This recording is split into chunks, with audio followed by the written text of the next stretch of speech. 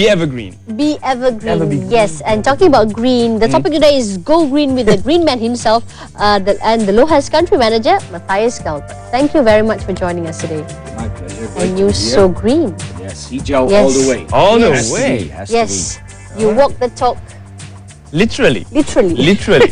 I mean, if you tell Yasmin about your electricity bill, I think she would get a little shocked. be.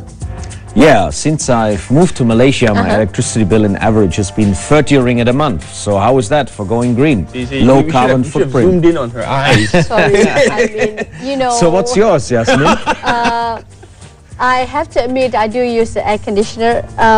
So it's about 120, 150 a month. That's still okay lah. That's still okay lah. That's Still still okay. okay lah. Yeah, You know, I must admit. Yeah. I would have expected 200, 300, 400. Wow. No. Okay. Okay. But I guess it depends on the, what kind of Appliances. appliances that you use. You know, whether are you using a 10-year-old fridge or you know, the brand new ones. You know, small things like Matthias that. has got some great tips on that. These are things that I use myself, so my bill is about the same as his now. Wow, Serious? nice Yeah. one. So Nice tell one. us about Yeah. your applications. Yeah, I mean, basically, I try to use the fan instead of the aircon. That's the big difference, because the aircon really sucks the electricity, and we think the electricity comes from the plug, but it comes from the power plant, and that's the point, you know, where all the emissions are being generated, particularly if we have non-renewable fuel like coal, gas and diesel, then we have loads and loads of emissions. Yes. On the other hand, I think if you have an energy efficient fridge, or if you switch off your TV appliances in the night, then you can save a lot of electricity. And what viewers should actually take note of, electricity will get more expensive in the future because the country can't afford to subsidize all of the cheap gas that TNB has been using, or Petronas won't be subsidizing that anymore in the future. So electricity bills will go up. All the money that you save now today is going to be additional, more pocket money in the future. That's what I tell people actually. Green living is cheaper living than normal living, because most people think going green is expensive. Yes, the organic apple that I have eaten this morning for breakfast is slightly more expensive than the normal apple, but it's worth it because it's about our health.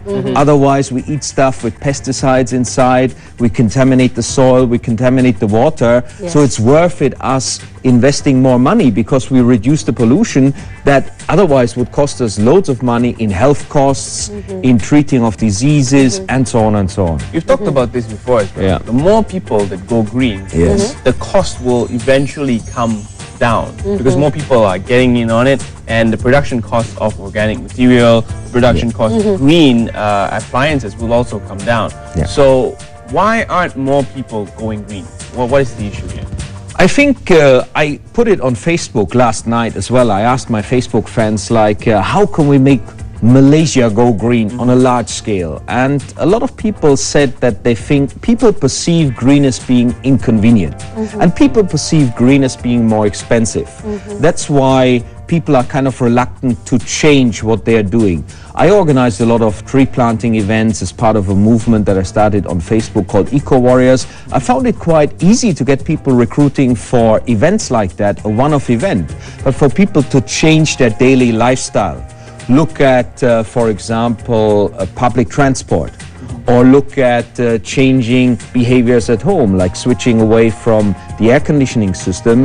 That is seen as inconvenient, but I understand people.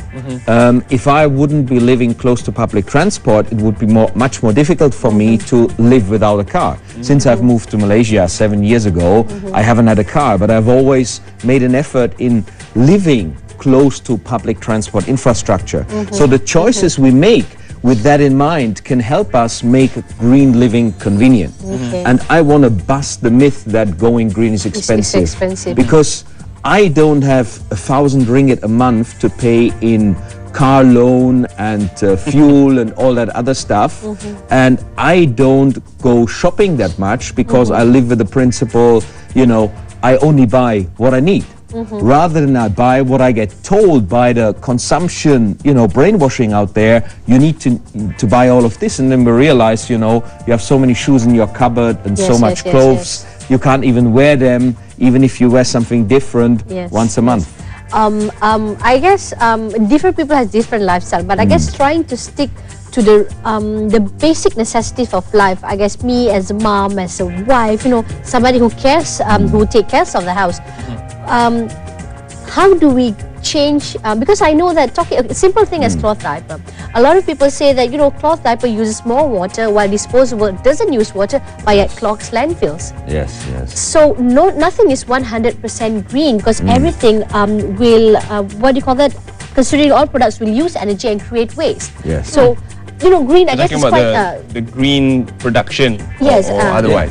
So green is quite relative. So how do we? Is it possible that once we have the knowledge, we can choose what is green to us according to our convenience and still respect the earth, per se?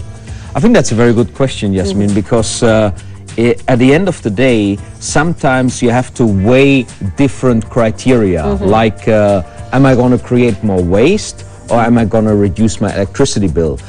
We call this, if you do it scientifically, you need to do a life cycle assessment, analyze the environmental impact from cradle, extraction of raw material, production, use, and grave, which would be disposal. But now we want to move away from cradle to grave.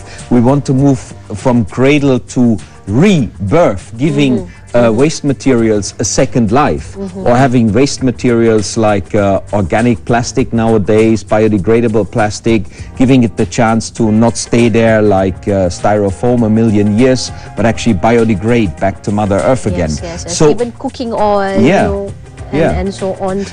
The subject is complex because there are many different criteria, but simplistically speaking, I think organic food is better than normal food. Vegetarian is lower environmental impact than a meat-based diet, especially beef is quite heavy, carbon footprint, heavy environmental impact. When it comes to diapers, if you do a light, eco-friendly washing, then definitely the reusable diapers are better than the throwaway diapers because they generate a lot of waste. We think the waste, we give it away, then it's gone. But Malaysia has got a lot of landfill sites. Some of them don't necessarily have exactly the effluent control that is important to avoid toxic pollutants going into the local water. And I think we had a couple of months ago, one of the drinking water and household water supplies was cut off because there were toxic pollutants coming in. So a lot of the environmental degradation that we create today will cost our children loads of money in the future. And one of my Facebook fans said, when I asked them, hey, what should I say to mobilize Malaysians to go green? It was a bit grass what he said. He said, hey, we need to go green, otherwise we'll all die. And sometimes we talk about, let's save the planet, but we need to save the human race, your children, our children, because that is really what's at threat. We have 7 billion on this small planet. We can't send people to the moon. So we have limited space, too many people, limited resources. We need to change. We need to become more efficient. The reason why people don't go green, because it doesn't hit them here today and now. If it hits you today and your house is flooded, then you realize. I spoke with my mom yesterday in Germany. She said, oh, the weather is so strange, It's not like it used to be 30 years ago when we had snow at this time. It was raining in my kampung in Germany. Same here in Malaysia. The weather patterns are completely changing. So it's hitting us. It's going to hit us in the future very hard. But we need to start realizing that today and get real in changing our lifestyle and living locally. This LOHAS concept stands for Lifestyle of Health and Sustainability. We need to link human health with as well the environment, because sometimes when I talk about the environment, people think, okay, it doesn't hit me, but your health, that is going to hit you today. If you live in an eco-friendly building with good air quality, your children can sleep well without getting toxic pollutants coming into their body. If you buy a condominium where people have used toxic building materials, then it's going to be bad for your children's health. We need to link it to eco and to health. Right, that's putting us together, in that environment that we're so trying to save. We often detach ourselves, saying we're humans, that's the environment. It's two different things, but it's actually one and the same. A lot of talk of needing another planet, like you said, and more conferences today, they always say we need 2 planets, 1.5 planets. And the debate goes on as to how many planets we need. So we need to go back in time like Terra Nova. Oh yeah, I don't know. Maybe that may be a solution. But when will we really run out of resources? That's the panic button that we're trying to avoid hitting. But I think we're getting closer to that. Yeah, I mean, Malaysia, I think in 2 years' time, will become a net importer of fuel. That already is a sign on the wall that even a country with as huge resources as Malaysia is going to be paying a lot more by buying it in from outside rather than having all the resources here. With 7 billion on this planet, it's difficult to predict. And I think there have been scientifically many different opinions. That's why some people have given up as well, because they say, oh, the truth is so complex. And I don't know when we are going to run out of resources. I cannot predict, but I know it's going to happen sooner or later. If you don't make changes, we don't. Yes. Or if we come up suddenly with all sorts of artificial stuff, artificial food, you know, made from, and I don't really want to eat artificial food. And, you know, yes, but there are good signs, like Malaysia has just started, you know, something like the feed-in tariff to promote renewable energy. Okay, this will cost as well some money, but there will come a time where oil is going to be so expensive that renewable energy, as it becomes more efficient, will be competitive. And the Malaysian government is doing some great stuff to promote as well green technology, but we need to work together on humans, individuals changing their lifestyle, government doing it from top, and industry becoming more green in its practices. But the key is the consumer. If we all start buying green, buying healthy, then businesses will follow. So our purchasing power is the key to change the marketplace. Okay, now let's take baby steps. Purchasing power. I understand when you say that, you know, again, as a mother, you know, we have children. We think everything is, you know, when we move into a house, are we using the right paint? Are we giving the even clean water to our children and so on? But let's talk about baby steps. Like one, if you have a choice, we can't afford to move into a green condominium that costs about $600,000 or $800,000. Yes. So what do we do about that? Okay, if we move to a cheaper condominium, is it the paint? Is it the furniture? Is it not using air freshener? Instead using natural things like pandan leaves, you know, baby steps like that. No, because it makes sense. Because I was reading this quote again by on this website that says that it's not just about solar panels. It's not just about, you know, cloth diapers or, you know, hugging trees and so on. It's about respecting Earth.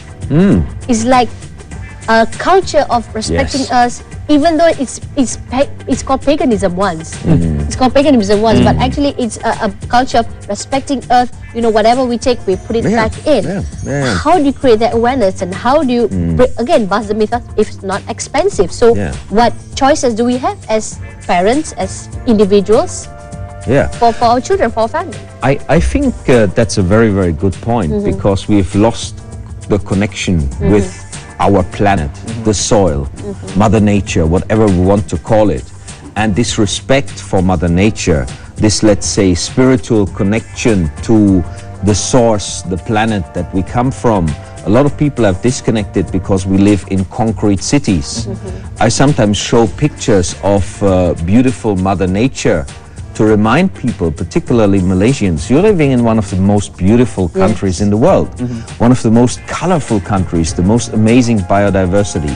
So reconnecting back to Mother Nature and translating that into our daily lives, being thankful for greenery, for trees, appreciating the soil, maybe even starting at home to plant some of the little things in your house, some greenery, maybe even some vegetables that you can do yourself, educating your children, you know, not using any toxic fertilizers or whatever when you grow your vegetables at home, and then eating those vegetables, appreciating what Mother Nature, what the planet is giving us, reconnecting back with that respect for the planet itself. I think that is a philosophy that is about ethics of respect for Mother Nature that in some cases we've lost. So tuning back into that again, and then living a life, a community of buying local, eating healthy, supporting the local economy, you know, and working together on creating those green communities, healthy communities, reconnecting back with people as well, maybe even working with our neighbors. So creating a different way of society that moves back to the kampong style to a certain extent, that's where true. you know, even the kampong house made on stilts, when people came home in the night, the kampong house was cool, they didn't need any aircon. Now we have the concrete walls, it absorbs the heat in the day through the sunshine, the thermal mass releases the heat in the night. I visited a condo a couple of months ago in Butterworth. It was made with lightweight concrete blocks. The people in there didn't need air conditioning because it provided cooling, because the heat cannot go through the walls, it doesn't get absorbed. So even low-cost housing with such technology that doesn't cost more, that can even save money, can help people to have greener homes than what we have got now. So we need to change at all levels. But the starting point, the nucleus of the family, the local community, that's what we need, and schools, that's what we need to re-educate ourselves. How can we live back with Mother Nature again rather than just with concrete? Yes, yes. Well, it is a new year, 2012, and forget the movies, forget the predictions. What are your messages for us in this 2012? Very important year for some. A lot of people say economy is going to be bad. Some people say economy is going to be good. But what are the green predictions or things that you can give Malaysians today to take away and do right now to improve the environment? Personally, I believe this is going to be great for green business this year because the government is providing a lot of good support for green business to move the economy towards green technology economy, because Malaysia needs to shift away from a resource-based economy. That is very important. So it's going to be a bumper year for green business, for green education. But when it comes to us personally, let's start going green in a real sense, for the sake of your children, for the sake of your future generations. Ask yourself one question: are you part of the problem? Yes. If you are, if you have a heavy electricity bill, you buy things without asking yourself the question, do I need them? Is this good for my children? Then time for you to change, time for you to make a new year resolution to be part of the solution, because that is a beautiful journey. We can add more value to our life and to the legacy that we leave if we are part of the solution rather than part of the problem. Buy green, live green, offer green, invest green, hijau all the way. That should be our vision for 2012. Yes, okay. And I guess this year consumer is looking for a lot of things that is another alternative to buying the normal mainstream products, right? So go green. Yes, yes, go green. Just before we let you go, what are your thoughts on hybrid cars? That's supposedly the new trend in the market. Yeah, they say it's superly but safe the production, fuels, is it green production? What do you think of hybrid cars? The production of a hybrid car is requiring more energy and more materials than a standard car. But if you look at the total life cycle, it's definitely better for us to embark on hybrid cars than on normal cars. I myself drive a hybrid motorbike, Malaysian product, made in Malaysia with Malaysian technology. So Malaysia has got great things to offer as well for exporting solutions in the future. So I think we're going to have a great time if we turn Malaysia into the leader in the region in terms of living green and offering green solutions to the world. More information about going green, you have a website, Facebook, that you can inform the viewers so they can check it out. Yeah, my Facebook page, they can just search my name, Matthias Gelber, but I've just run out of friend spaces. Okay. Right, but So you can subscribe. And there is my fan page, which I never really used in the past, but I have as well a website called greenmanspeaks.com, and you can Google Lohas Asia. You will find a lot of tips on going green in terms of a personal lifestyle. And just Google my name on YouTube. You'll find a lot of talks that I've been giving, and hopefully some of that will inspire you to go green. That's right, definitely. I believe a lot of people take away things from you. There's an eco-inspirational talk series on Facebook, I believe, that you are going to be spearheading. Tell us a little bit about that before we say goodbye. Yeah, I believe that one of my biggest skills as an individual is to inspire people from stage. I love public speaking. I've given talks in nearly 40 countries worldwide, and I get a lot of inquiries from local students, colleges, universities. I work with the Green City College now to help them come up with more green tech courses. So I see students and schools as one of my main areas where I want to inspire people. So I've called it my Eco-Inspirational Talk Series. I want to give more talks to those kind of groups because those are the future generations. But everybody needs to start. But that's my hope for the future, the Malaysian youth, because I feel that they are very sincerely interested in making a difference. Indeed we are. Well, thank you very much Alrighty. for joining us Thank on air. He's been an inspiration to me personally. See, electricity bill, when I told you, you didn't believe me. Now you see.